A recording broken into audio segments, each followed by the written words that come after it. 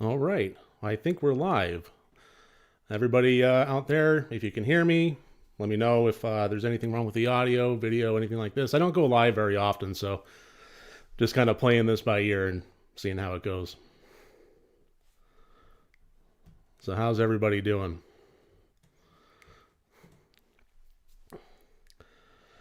Ben, Shauna, Tom, Bay, nice to see everybody so far. Catherine, Anne, and Scotty. Hello, Scotty. And Channel 83 Podcast. Welcome here. Oh, yeah. This will definitely be uploaded after the fact. Yeah. I'm not going to lose this stream here. I just got home from work, beyond exhausted. Well, thank you for dropping in, Scotty. So is the audio coming through all right? Sound good? Look good for everybody?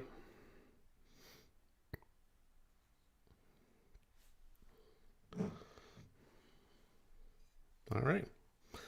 I am drinking Ellicottville Brewing Company Pumpkinville Latte. I found it at the supermarket yesterday, and it's pumpkin ale brewed with coffee. Pretty tasty, actually.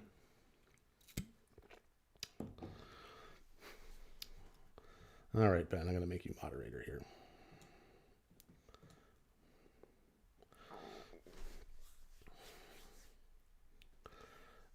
Sounds rotten. Actually, there was one beer that I had. I used to be a really big beer guy, and not quite so much anymore, but I was trying lambics, and if you don't know what a lambic is, it's a very particular type of beer, usually kind of expensive, that is typically brewed with fruit, and usually it's really good, but I tried a banana lambic one time, and it tasted pretty much how the inside of a restaurant dumpster smells, so that was not great. Okay, 1,000 subscribers. I am flabbergasted. I did not think that I would be here, and I did not think that I would be here this soon, but here we are. Yeah, I did the Amityville video, and I was pretty proud of it, and on just an off chance, I tossed it up on Reddit, and Reddit, in my experience, is a really not a bad place, but it can be a little bit fickle, especially with external submissions and especially with YouTube channels. So for me, it was kind of just a shot in the dark before I closed my eyes and went to sleep. And when I woke up, shit was nuts. So yeah, that was really nice. But that definitely tipped me over the edge on 1,000 subscribers way faster than I anticipated. I was on track to do this around February or March, but here we are. So what I've done is I prepared some questions here, and I'm going to go ahead and start answering some. I'm going to try and get this thing wrapped up here really no later than an hour, hour and a quarter, because we do have Nightmare Maven and Spooky Astronauts doing their DTOY series at 10 o'clock, and I definitely want to wrap up, make sure that I'm not overlapping that. So let me just read some of this here. Oh, thank you. You deserve it. Congratulations. Honestly, I'm just chuffed. I can't believe it. I mean, I started doing this a little over 2 years ago, and I'm just amazed that I've gotten the response that I have and that I've grown as much as I have. It's been a wonderful experience overall. Let's see. Channel 83 Podcast asked if we will keep the stream on the channel. Yes, I am absolutely going to keep the stream. Hi, Emma. I am absolutely going to keep the stream on my channel. This will just, I checked the DVR button, and it's definitely going to be an upload pretty much as soon as this is done here. So let me go ahead and start getting into some of the prepared questions here. I'm going to try and keep an eye on the chat. It is just ticking along. But let's go ahead and get into it. Sakuraki asked me here, let's see, what is one of your favorite movies that surprised you?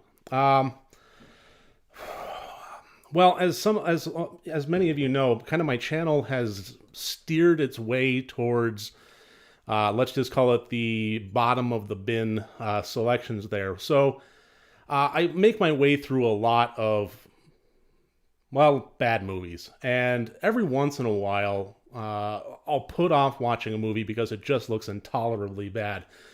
And when those turn out to be mediocre, it's a great surprise. I think one of the best examples of that was, oh, geez, Temple of the, what was it? I'll think of it in a second. But another one that I was thinking of was Dude Bro Party Massacre 3. That one I put off for a long time. Just, I saw the box art, had just no inclination to watch it, and it was just amazing. So, a beer at 8 a.m. in the morning. It's 8 p.m. here, but let's see. Dead Squad, Temple of the Undead. That's what it was. Dead Squad, Temple of the Undead. It was definitely not a good movie, but it was just a hell of a lot of fun. I mean, we're talking about Nazi zombies in the jungle performing acts upon each other. It was bizarre. It was wild. And the fact that it actually brought that much fun to the screen was a very pleasant surprise. I really was bracing myself for a shit show, and I actually managed to get at least a fun carnival ride out of it. Let's see. Okay. Let's go ahead and go on to another one here. Shauna asks me, any remakes out there you think shouldn't exist? There's one in particular I can think of, and I'll explain why. The Psycho remake with Vince Vaughn. And the reason why is I think that any remake that comes out should have something new brought to the table. A lot of times, if the original film has a good message behind it, sometimes over the course of decades, that message may change. Even if it stays static itself, it may change in the contrast to society's changes underneath it. So remaking it could potentially just inherently have a new vision to it. So you're ultimately wanting to say something different through the same lens and through the same tones through a remake. I think that's some of the most effective examples I can think of. But the Vince Vaughn Psycho was just a shot for shot, and ultimately I just thought it was pointless more than anything else. So I hate to say that any movie shouldn't exist, but that one I just really didn't see the point of. Let's see. Nocturnal Horrors. I feel like we should all grab a beer. Who cares what time it is? Absolutely. Grab a beer. It's the weekend. Whatever time zone you're in, it's the weekend. Okay. Breha Ann asks me here, since we are now entering the Halloween season, so you have any go-to horror movies that you make sure to watch at this time of year to get into the Halloween spirit? There are a few. Trick or Treat. I've been a fan of that one for many years. It seems to have really kind of taken off, and it's in everybody's vocabulary now, which I'm not a hipster, like I liked it before it was popular and all that. It's fine. If everybody likes it, that's awesome. I'm glad it took off. But honestly, one of its, competitors, I think, Tales of Halloween. It's a lesser known title, but honestly, as much as I enjoy Trick or Treat for what it is, I enjoy Tales of Halloween for the more Halloween-y vibe I get out of it. It covers so much in terms of the Halloween spirit and autumn and trick-or-treating and so on. I don't know. It gets me in the mood a little bit more as far as Halloween goes. So if you haven't seen it, I do recommend it. It's an anthology. It's less... it's definitely less gory, less scary than Trick or Treat. It definitely doesn't quite have the production value, but it has a whole lot of fun. It's just a wink and a smile all the way through. And the little claymation alien there, just the best thing ever. In my inner circle of friends, we still go around and tweet a tweet. It's just the best thing. Let's see. And again, love your reviews, Mike. Thank you. What is your take on alien horror subgenre, the fourth kind, Fire in the Sky? Okay, so we're talking about abduction aliens and less space horror, I'm assuming there. I don't know. It's I guess it has its place. It's never really scratched that itch for me too awful much as far as a go-to subgenre goes. I mean, Fire in the Sky was good, and it was it was scary, especially for the time that it came out. But the whole idea of alien abductions, uh, I think it lends itself to make some fascinating sci-fi, and in that we can get some scary moments, but just dedicated horror. Uh, I don't know. It's this weird dance because I love, I love space sci-fi horror. Aliens, Event Horizon, the whole bit there. I love cosmic horror and all the Lovecraftian stuff out there. So this winds up being this kind of weird middle position that. What about Communion? I actually haven't seen Communion. I will have to check that out. So, but yeah. But aside from Abduction is my fave. So I think that maybe it's just one that because it hasn't really resonated with me that much, I haven't dived into it as much as I should, and I should probably remedy that. So I think that yeah, we'll see. Maybe some reviews coming up here will be dedicated towards that end, so I can expose myself to that. That's one thing that I've been really enjoying over the course of the last 2 years. Is I loved horror movies. For those of you that don't know, I know I've said it a few times in a few different places, but back in the early 2000s, the reason I got kind of started with all of this is because I was a printed film critic for the San Diego Mesa Press. It was a very brief stint. It was a lot of fun, though. I got put on press junkets. I actually got sent up to LA to do a group interview press junket for Death to Smoochie, and did a group interview with Robin Williams, Catherine Keener, Edward Norton, and Danny DeVito. It was just a blast. But it paid literally nothing. So when it came time to really kind of butt itself up against making a living, and I had this career in IT waiting for me, it got shelved to the side. And when I decided to start up doing film criticisms again, I was watching a lot of YouTube channels, and it kind of fell in naturally that I wanted to start this back up, and I could do my own thing and be my own boss and produce things of my own.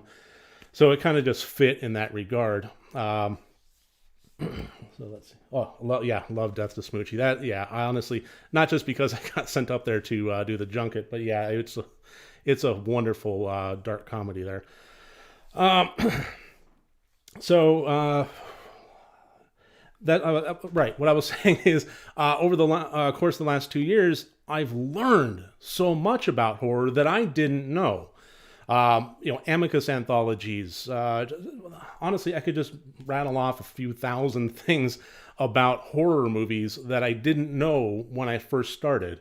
And the idea of doing this channel and exposing myself to more different types of movies and more knowledge based on the history of those movies has been one of the best things about this. So yeah, I'll put some more focus on the whole alien abduction thing. No problem. I'm happy to do that. It just means I'll learn more.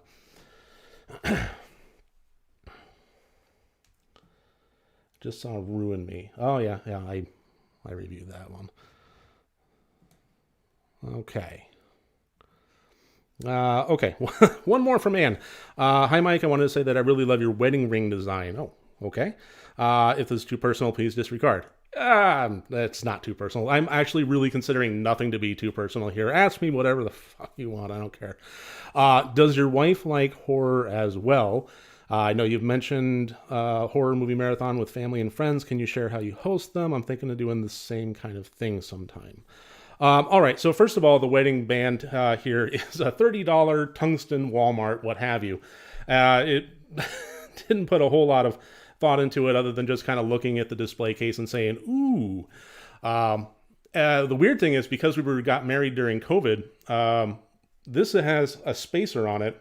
I don't know how well you can even see that, but it has this plastic spacer on it because they could not allow us to use the sizing ring thing that they have there. So we just rolled the dice. We kind of did this weird paper printout thing and tried it, and it was kind of We got the spacers as a fail-safe. We also can't return them because of COVID. So it's just kind of what we're stuck with for the time being until restrictions ease up enough that we can get a proper size going. But honestly, I mean, I do like it. It's neat. Yeah. I mean, we're very practical people, so you know, we're not folks that really go out and about with a lot of extravagance. So the idea of having Walmart rings is just, it's not anything that's that out of the ordinary for us. It's just wish we could have gotten the sizing done properly. Let's see. Never tell the internet that you can ask you anything. Ask me any questions. Moving on. Okay. As far as the movie marathons go, with family and friends, how do I host them? Well, pretty much all I do is I just get everybody together, and that's something that's a little bit sad. Is I've been doing that. This would have been the 10th year running of doing a Halloween movie marathon, and I don't see any way that we're going to be able to safely get.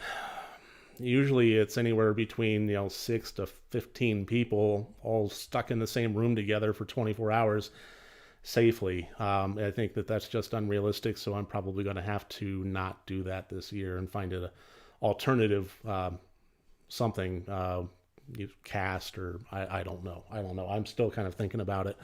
But under normal circumstances, pretty much all I do is I just kind of assemble what I think would make a good playlist. It does actually kind of get into a little bit of tricky territory when you're planning for a 24-hour marathon, because you do have to kind of take into consideration that you want to have good stuff up front. You also want to end with a bang, but at the same time, you also have to recognize that at the 2/3 mark, that's when everybody's going to be really dropping off and wanting to sleep. And most people are trying to fight the sleep, so you need to have something with a little pepper in there too. So just kind of figuring out what ebbs and flows as far as what movies you're picking and where to put them on the. It's something that you just kind of have to get a feel for. But then you just line up the discs or streaming services and so forth. You make a big old crock pot of something that they can dive into. Sometimes I just do a bunch of nacho cheese or chili or something like that. Communal dish, and then everybody brings snacks, and it just is a good time for 24 hours. It's something we really enjoy doing. Scotty's been a part of that. There's Scott Daniels there. Almost made the full 24 hours. Yeah, you did. I used to do that regularly. I used to be just a champ at staying up all 24 hours. And man, I hit 40 this year. Staying up for 24 hours, even when it's my own marathon, has been a little bit problematic. But yeah, the Halloween one has kind of been a consistent one that I do. And then every periodically throughout the year, I'll do a few others, and they'll just kind of vary. There was one that I do where I stagger horror and horror comedy. So I'll have The Exorcist, and then the next one will be Young Frankenstein, and the next one will be Psycho. And the reason I do that is because when you're doing 14 movies in a row of all horror, I guarantee you, I don't care what it is, that 10th through 14th movie is just not scary anymore. So I decided to see if it was more of a social experiment, to see if having some comedy interspersed in there would be a palate cleanser and keep the scares coming consistently. And I call that my shits and giggles marathon. But yeah, it's been a while since I've had a movie marathon. Soon, hopefully soon, but responsibly soon. That's, as much as I mourn it, as much as I miss it, we have to be safe. We have to be diligent. Okay. Spooky Astronauts Emma here asks me, what is the film you are most nervous to talk about and why? So I have an answer for this, and considering it's the first one that popped into my brain, it probably is the one that I should just go ahead and put out there. The Witch. I have not reviewed The Witch, and I've been hesitant to do so. And the reason for that is because it's so lauded. It's so loved. I think Scotty even said that it's his favorite horror. He mentioned it at one time that he thought it was the best horror ever. And it's not that I don't like it. No, Emma, I just don't think it's quite as good as everybody makes it out to be. And there are some films in which it has so rabid of a fan base that any sort of criticism and contrarian point of view that I bring to the table fills me with a little bit of trepidation. I think my big issue with The Witch, and you may laugh at me for this, but honestly, it's volume discrepancy. When you have characters that are talking like this, and they're talking amongst each other, and then you have the loud woo music going, it's very, very tough to man the remote control. And the first time I watched it, I'm not shitting you, I blew out one of my rear speakers. I had to replace it, and I've had a little bit of trouble forgiving the movie for that ever since. It's just the volume discrepancy in that movie, especially when you do get into the operatic musical moments. Yeah, they're atmospheric, but damn, it's just a bit much.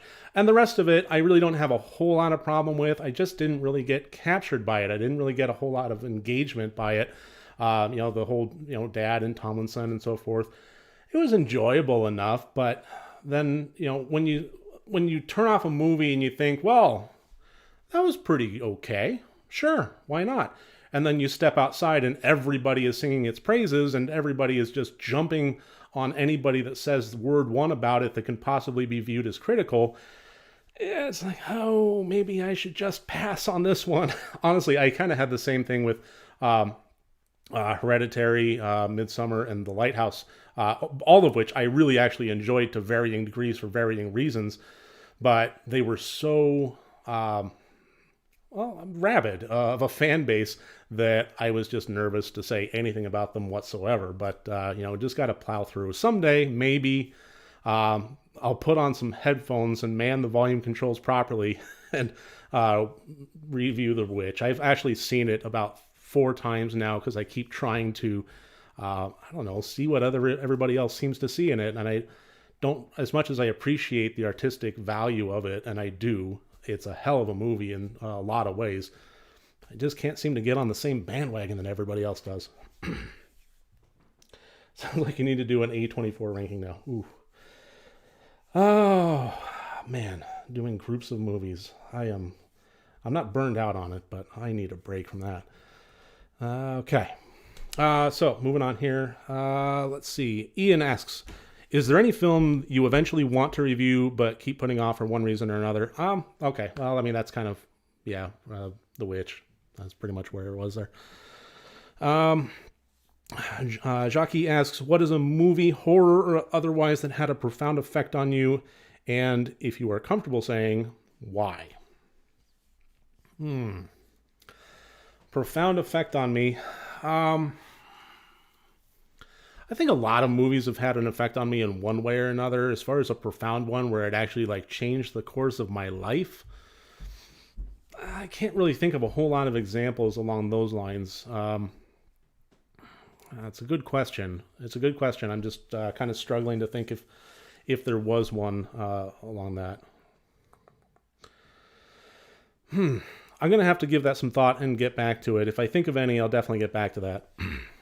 Sir Ben Grimm, what is a weird YouTube community you think we would be surprised you're into? For instance, I'm into tiny house and living in your car videos. Other videos and other channels that I really like, I don't know if they'd be a surprise or not, but I'm a regular watcher of Good Mythical Morning. There's a channel called Woodworking for Mere Mortals. I don't do any woodworking, but I'm fascinated. I love seeing it happen, and he has a channel that's devoted to kind of the basic, if you have just the most basic set of tools, here's how you can churn out something that looks really good without actually learning how to do a 12-point dovetail, things like that. Forget his last name, but it's Steve, Woodworking for Mere Mortals. Binging with Babish. That's, things like that I always enjoy. And then absolutely, and if you haven't seen it, I really recommend you go and watch Yelly's Marble Runs. I love that so much, and everybody that I point in that direction and they actually start watching it, they just love it. So yeah, the Marble Olympics and Marble Runs, I was just so over the moon happy this year that this year's Marble Olympics was actually sponsored by Last Week Tonight with John Oliver. I was watching the episode where he made the announcement, and he was leading up to the fact that we can't watch sports during COVID, so maybe, here's something safe. And I could see where he was going with it, but I couldn't quite believe that he was going there. And sure enough, sponsoring the Marble Olympics, it was just the best thing ever.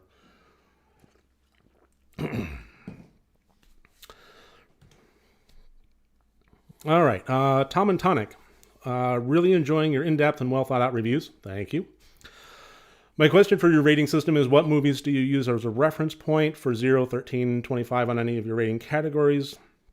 And what about the points in between minimum, average, and maximum? It's funny. I can break down a lot of like story structure and visual effects and so on and so forth. But no matter how academic you approach something, at some point you are kind of just going with a gut feeling. That's kind of one of the points of reviews is no matter how you break it down and how much you bring to the table in terms of knowledge to support your gut feeling, you are bringing a gut feeling. So yeah, I kind of think of, around, 11 to 15 is kind of, mid-grade. If I think that something is good, I can't really find anything necessarily that wrong with it, but it doesn't knock my socks off, but yeah, it kind of winds up in the average place. And that's something that I've not struggled with. It's something that I've found has been it served me pretty well. I actually find that it's pretty remarkable. Sometimes I will just tally up the scores and find that it's pretty close. Once I just got, add everything up, it's pretty close to what IMDb's scoring system is. So if I wind up, just kind of, getting my notes down there, adding them up, and I wind up with a score of 59 out of 100, I'll look on IMDb, look the movie up, and it has a 5.6. It's like, well, there we go. Yeah, so I just kind of think of 13-ish as good, not great. And I actually got some guff about that from a I don't know about subscriber, but a commenter at the very least, who was saying that he was equating it with academic grade point averages. So he was saying, it's like, well, what about movies that are, like 60? Are those almost failing? I'm like, no, I don't know who said that. I honestly don't think that there's anything wrong with having an okay movie, just having an average movie, something that people can kick on, have some fun, and forget about 5 minutes after the credits roll. Sometimes entertainment is just that, and we're okay with that. It certainly doesn't mean it failed, but yeah, I kind of had to just remind them that I never said anything about academic GPAs or anything. It's just 0 through 100. It doesn't fail once it hits the 50 mark.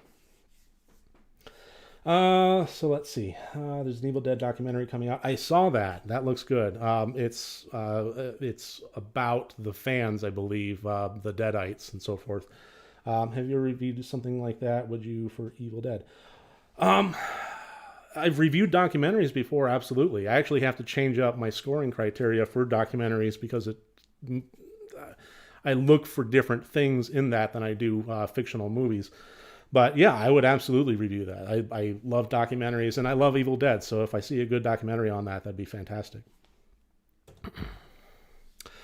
Chris from Channel 83 is asking, what is the worst horror movie you've ever seen and why? Well, there it is. This is one question I was expecting. It's one that I get asked a lot, and I think that kind of, it speaks to where my channel has gone. When I first started, I got the question all the time, what's the best horror movie you've ever seen? And over time, with the nature of my channel, kind of, I try to, I look at my comments, I look at my analytics, I talk to my subscribers, and I do try to kind of adjust things to Well, to carve out my niche, first of all, I mean, the world of horror tubers is a vast one. So it's nice to be able to actually like say that I'm one of the only ones that reviewed this. But yeah, to see that question morph over time into now I'm constantly being asked what is the worst horror film I've ever seen. Well, up until the Amityville trek, it was a movie called The Dread Ratlin that was directed by Al Caretta. And that was really, really, really bad. It really didn't have a plot to speak of. It was basically just people kind of staring off in the distance, saying some lines, and then vomiting cottage cheese. And had some stylistic, double exposure shit, and then the credits rolled. That was pretty much it. Yeah, it was not great. But then I came across Amityville Mount Misery Road, and Al Caretta lost his crown with that one. That was something that was just on a whole other level. That was the thing, is like the Dread Ratlin, I gave some, I think it was like 3 points total, and all of those were in the acting category because technically they had at least people show up, say their lines, and vomit cottage cheese. Even if it wasn't something that I cared for or thought was worth any, real merit, they at least, they pulled into the parking lot, came out, did their shit, and went home. So hats off to them for that.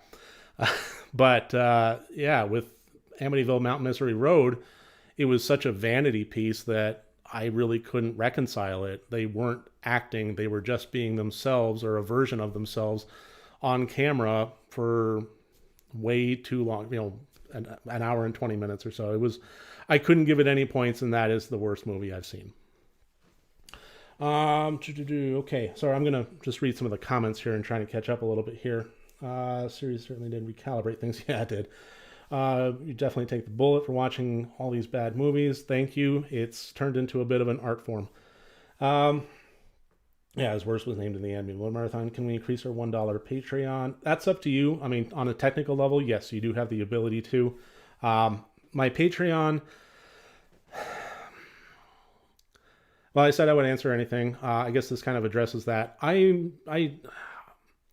The whole reason that I do this is because it's something that I enjoy doing. I enjoy creating content, and I enjoy watching these movies. I enjoy criticizing the movies, and I enjoy getting my thoughts out there and engaging with people like yourselves. So as much as I would love to do this full time, I honestly don't really see a viable path to do that. And in lacking of that, like even if I could do it full time, if I could match my paycheck now exactly so that I can quit my job, that doesn't mean it's a secure future. So, I mean, I would need to make a lot more than that to ensure a secure future. I mean, that's just kind of the nature of the beast. I can't count on this YouTube thing panning out. I can't count on their terms of service all of a sudden not changing in a year and a half and uprooting everything that I've worked for and having the floor drop out from under me. So this is not stable as much as I enjoy it. It's not stable from a financial point of view. So failing that, I really only have one tier. It's just something that I kind of felt comfortable with. One tier of $1 a month. If you want to do that, they do have the technical ability to do that. Or do more than that, that's fine. But it's not something that I asked for. It's just people wanted. I was getting requests of people wanting to contribute to Patreon. They wanted to support me further than just subscribing and maybe retweeting, and I wanted to make that option available to them. So there we are. Let's see. You can customize your page. Yeah. Okay. I don't think it's anything the creator has to approve. No, I don't have to approve it. I'm not going to call anybody out by name, but I will say that there are a few people that do contribute more, and I'm not asking for more. I'm not. But yes, the technical ability is there. I don't have to approve it. It can just be something that you adjust in your subscription.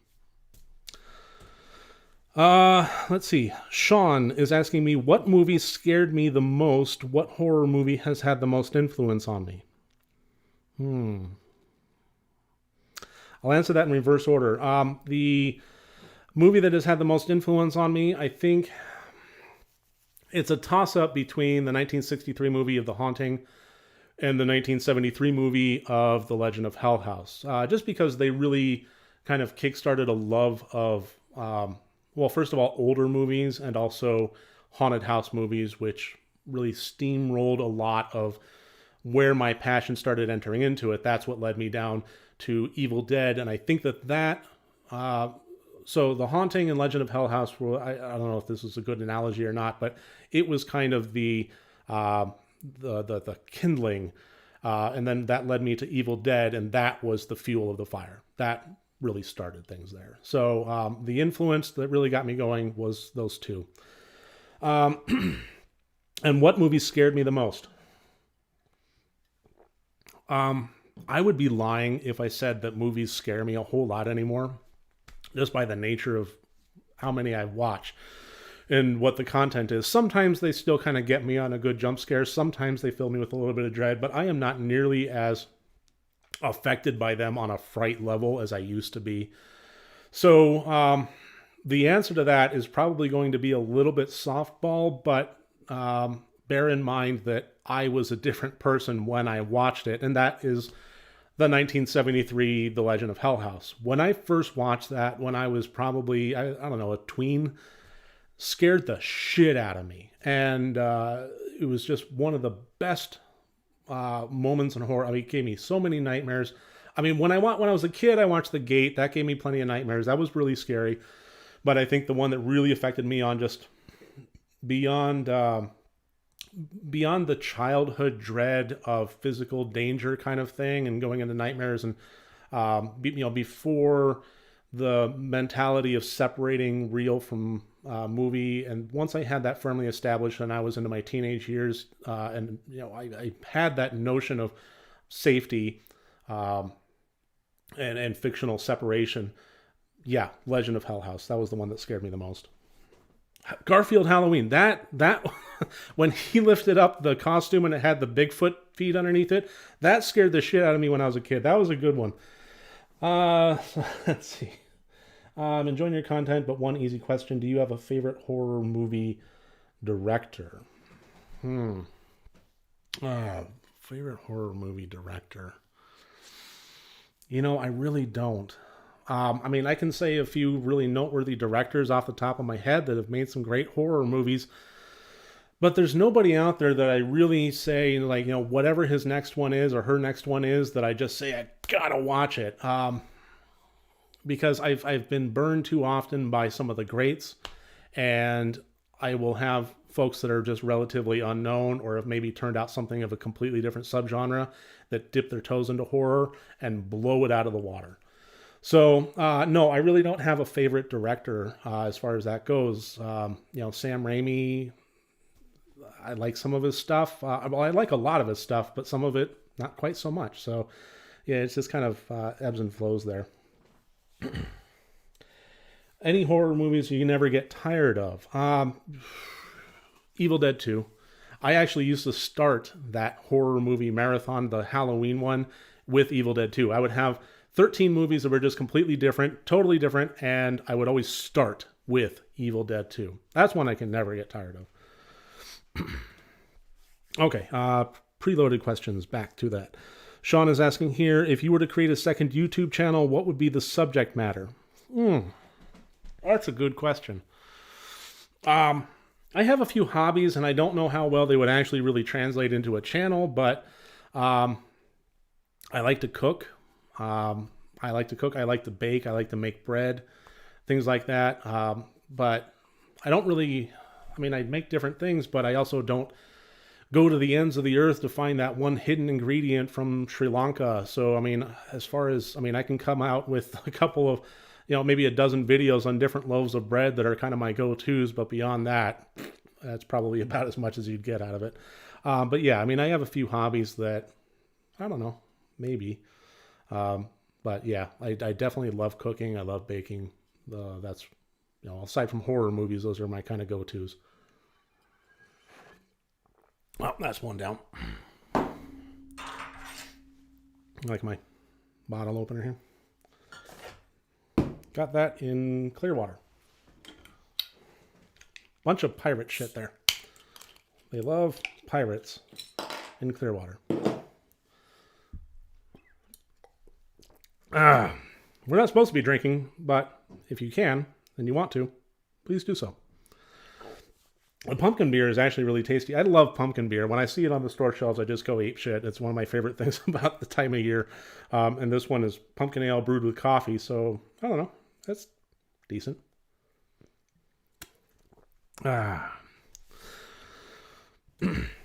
So let's see. We're at 9:10 right now. We're doing pretty good for time at question 14 of 19. And Samantha, Smiling Sammy, she's asking me, who are 3 of your favorite YouTubers and why? Well, I mean, clearly Nightmare Maven, Spooky Astronauts, and Real Queen of Horror. And everybody in chat here, absolutely. But if we were going beyond horror movies and actually, like, you know, stepping out of, let's just say, our inner circle here, never heard of them. Then I would have to say, well, Rhett and Link, I'm going to count them as one. Rhett and Link from Good Mythical Morning. They have just some of the best content out there. And it's just, you know, every once in a while, I think the bond of friendship, or at least the nature of friendship, is just one of the best things ever. When you have some, you know, people that are clearly lifelong friends and just have that almost psychic connection with one another, it's just the best thing ever. And you can absolutely see that shine through. You know, you can tell that they have, you know, been through hell and back, and whatever they go through, they always go through together. I just love that. Let's see, Sean from Hot Ones and, you know, the First We Feast and so forth, doing the Wing Challenge with all the celebrity interviews. I love him. I mean, just a better interviewer. It's tough to find. Yeah, I mean, in his team, they do just a great job with the research ahead of time, and he's just a consummate professional, despite the fact that the format is eating chicken wings. I just love Hot Ones there. And then third one, let's see, third one as far as, okay, if we're just talking like personality of the person.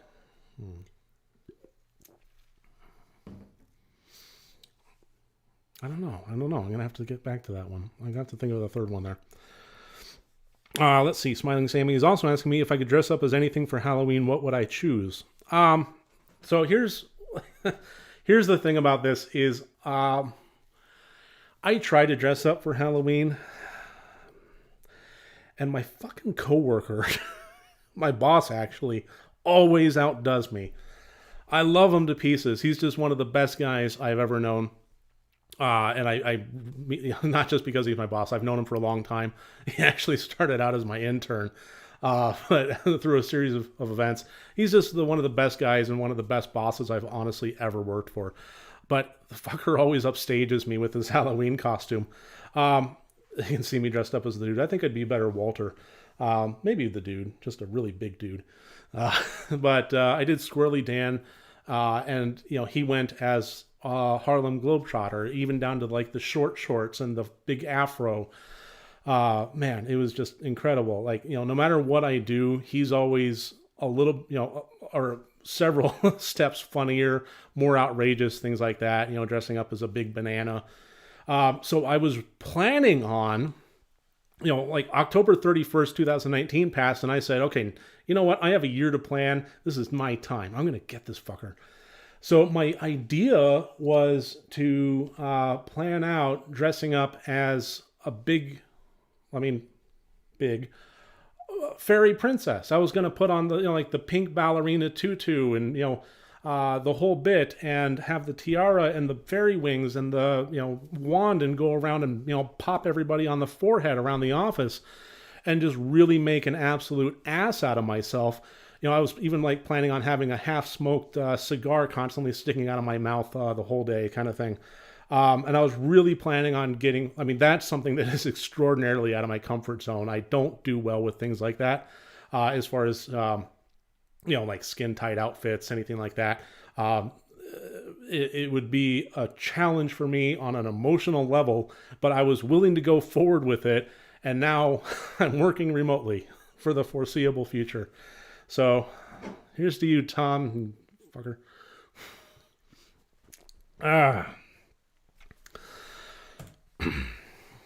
Nightmare Maven is asking me, what has been your favorite thing and your least favorite thing about your YouTube journey so far? Well, that's a good question. I think that honestly, both of them are the same answer, just kind of different sides of it. And that's the connections that I've made with people. 99% of that has been extraordinarily positive. The friendships and the connections that I've made with just the most fantastic folks, pretty much all of which are here right now, has just been one of the best things about this. The idea of actually building a community of like-minded and kind folks that are wanting to discuss this shared passion. It's just the best fucking thing ever. On the other side of that, we do have some folks that are kind of negative. And honestly, that is something that is rare. I actually was really astounded by the Reddit post that blew up, because of that, I think there were, I don't remember how many comments there were, a couple hundred, but it was upvoted about 1,000 some odd times. And of that, I think that there were only 2 comments that were nasty, and I was pretty pleasantly surprised that the ratio was that low. So yeah, it's that double-edged sword that, when you expose yourself to the internet, that's kind of what you get. And I'm very pleasantly, like I said, very pleasantly surprised by that ratio that I had to deal with.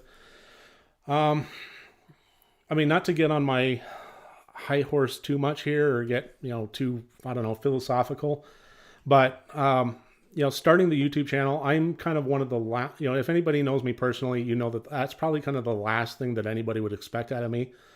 I have, security issues. I have body dysmorphia. At one point I lost like over 100 pounds. I've since gained it all back. But at that point I could look down in the shower and I saw zero difference. So, I mean, I have my issues that I tackle. So the idea of putting myself on camera and in front of 1,000 people, it's tough. It was one of the last things. That was one of the reasons I wanted to do it, actually, was to stretch my boundaries and grow in that regard. So the only thing I'll really kind of get on my soapbox with a little bit here is that rare ratio of people that comment on my appearance in one negative way or another. It is rare, and I thank my lucky stars that on that level, I want to phrase this right because this is going to get really kind of delicate. I am very grateful that I am a man in that regard. Because I see female YouTubers go out there and they're doing the same things. They're saying the same opinions. And for me, a 99% to 1% ratio of people talking about content versus my appearance is way fucking different for the female YouTubers out there. And it's heartbreaking. It's not even necessarily insults. It's just, it's just unnecessary. Just things about, their makeup or, smile more or bullshit like that. And I'm grateful I don't have to deal with that. I just wish the world did operate a little bit differently. And I think that that's kind of sad, but that's unfortunately sometimes the way of the world.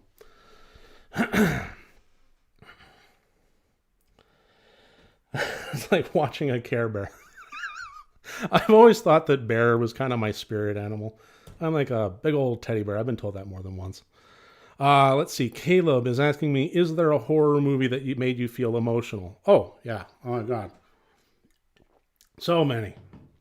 I mean, emotional is just, it's a really, it's a good question, but it's also a very broad question. Emotional is just such a broad topic.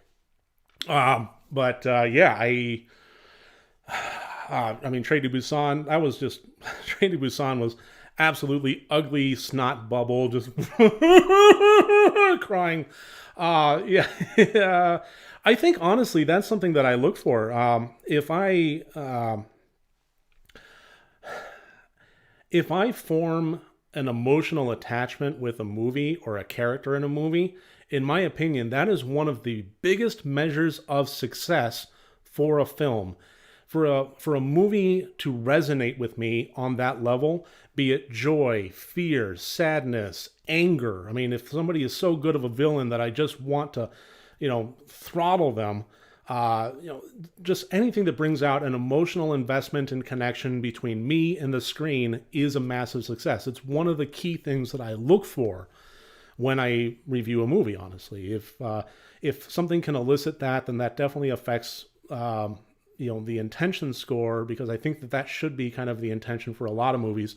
But then I also kind of, at that point, try to break down what it was about the story structure or the acting performance that made that connection possible, and attribute it the points and see if maybe there's some bullet point entries that I actually want to specifically mention in my video reviews. Let's see. 2 more prepared questions here. That's good, because we're getting to the end of this. Tom and Tonic again. What is your opinion on American Horror Story, and do you have a favorite season? I've only seen 2 seasons. I've seen, what is it? Is it called Murder House? The first season? The first season. I've seen the first season. I've seen Asylum. And of those, I definitely preferred the first season. But I think that was honestly something that kind of took me by surprise. I was on board with it when it first started, and please, if somebody knows something differently, correct me if I'm wrong, but I think that this was pretty unique in that it had a contained beginning, middle, end story for the season, and then reset for the second season and did something completely different with a lot of the shared actors.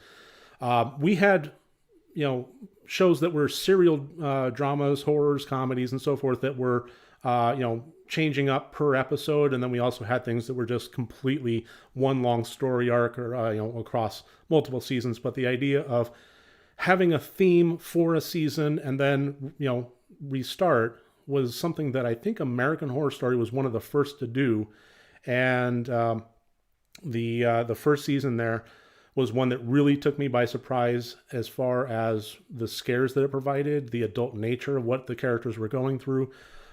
I really enjoyed it. And also to see Dylan McDermott in that kind of role and to have him knock it out of the park as much as he did, just aces on that level. They all link though. Okay.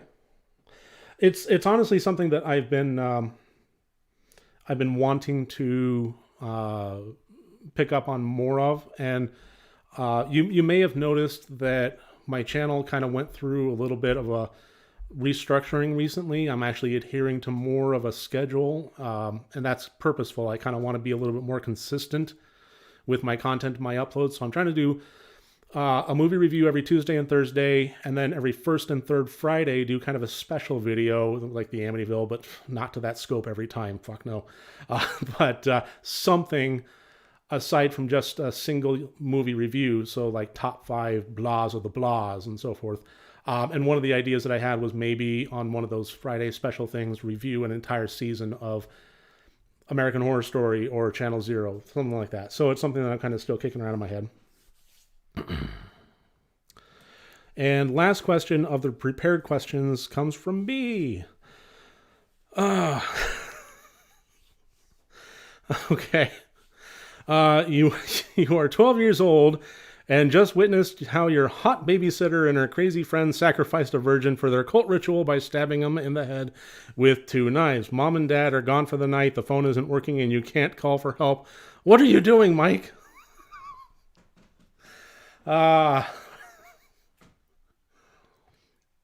Okay, so realistically what I'm doing if I'm 12, okay, so there's realism, and then there's horror movie knowledgeable Mike. The latter of which is getting out. If I have to smash windows, whatever that I have to do, I'm getting out, I'm running, I'm not looking back, I'm not stopping. If I fall, stumble, get a skinned knee, I'm right back up, and I'm just keeping on running until there is no more air in my lungs, period. Uh, and it's very much like Behind the Mask, Rise of Leslie Vernon. Just run. That's pretty much what I would do. But the realistic version of myself is probably panic, wet myself, and then get killed pretty quickly. Just talking about the honest to God truth. If I had to put my 12-year-old self in that shoes, I'd be like, pee, done. So that's probably what would happen. So let's see. It's 9:25, so we're getting into the final moments of this. Let's see. Okay, so I'm done with the prepared questions now. I'm keeping a closer eye on the chat. Bring that maximized here. Does anybody have any quick last-minute questions for anything here? I'll just keep an eye on this, because time lag being what it is. Enjoy this shot of me drinking a beer.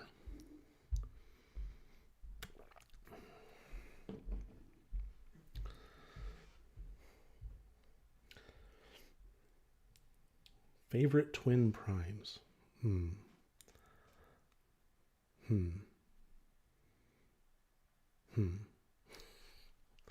Favorite Halloween candy, and why is it candy corn? Candy corn is honey flavored. A lot of people don't realize that. But a lot of people don't like candy corn, and then they tell them that it's honey flavored, and they're like, oh, you're right. That tastes good. I like candy corn. Jared talks, Cinema, what kind of beer are you drinking? I'm drinking Ellicottville Brewing Company Pumpkinville Latte. What camera setup are you using for this stream? I have a Canon EOS Rebel SL3 DSLR camera, and Canon has, for its EOS line, beta software that allows you to connect it up over USB and operate it like a webcam. So that's what I'm doing here. Pretty happy with how it's going, especially considering I'm running off of the battery. But yeah. But yeah, I have that connected up over USB, going to OBS. There we go. And the lens that I use, I don't know if anybody is even interested in this, but the lens that I'm using is a nifty 50 millimeter 1.8 Canon lens.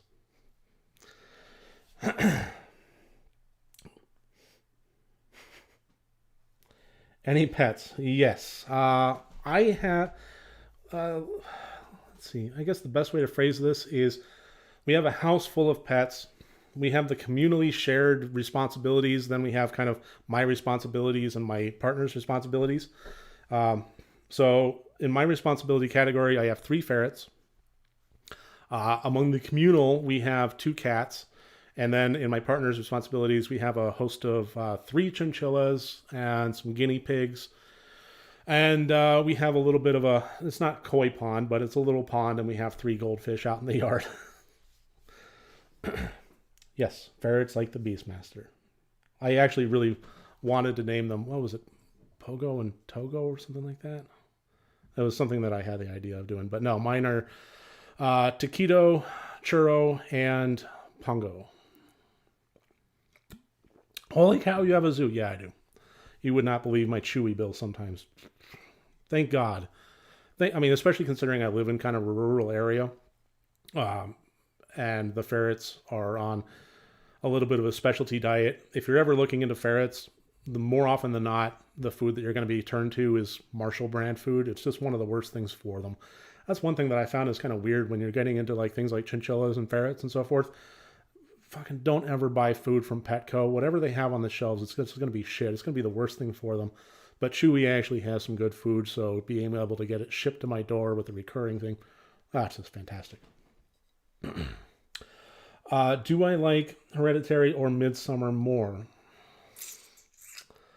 I think I liked Midsommar more on a general level, but I like them both fairly equally, just for different reasons. I think that Midsommar resonated more with me on terms of the subtext of gaslighting. Hereditary was obviously had more of a subtext of mourning and grief and loss along those lines, which I thought was very impactful, and Toni Collette especially really sold it. The acting in that one I will always give a massive nod to, but I also think that the nature of a movie centering around grief also made it a little bit hard for me to attach myself to.